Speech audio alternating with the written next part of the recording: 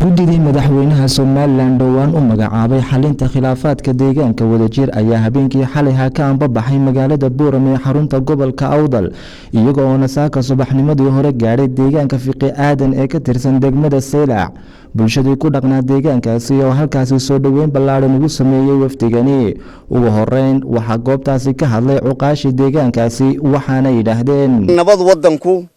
waan idin soo dhaweynaynaa جمع فرن بعد كسر دميننا وعن هالكن كسر دويننا تولد في آدن وفتك شرفت له ومر هرنا نروي مر لبعض نروي مدي ده واحد كسر دويننا وندخل بشارنا ورث النبض ضل خوان نبض تد خوان نبض هذا الكين واحد ونقول دونا وحي مكتب بيان وضع فريسنا وحي نفولينا إننا بلنكي بلكها وان ديارون هاي وحي نكون قارنين بدقليو إن شاء الله إننا بديل كده ما يصنع وانفليا إذا كان واحد يذكر جينا إننا ونقولي إن أرنتها سأي نقص هذا الماطو ويشاء عدالة إنه نادو وجهدان وبان يذكر جينا إننا وعن رئيسكاف كرناي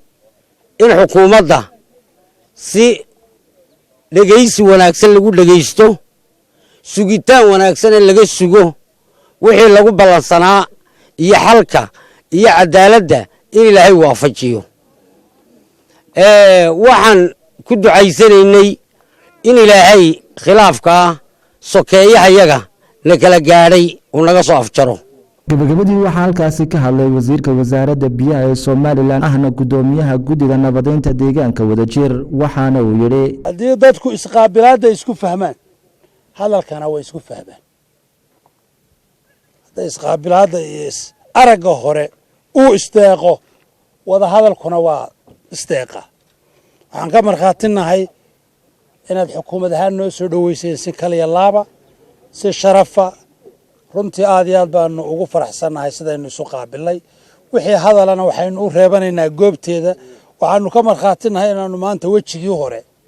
waji ka gadisan idin kala kulanay waxaanu isleenahay xaajada iyo wada hadalkuna waa ka gadisnaan doona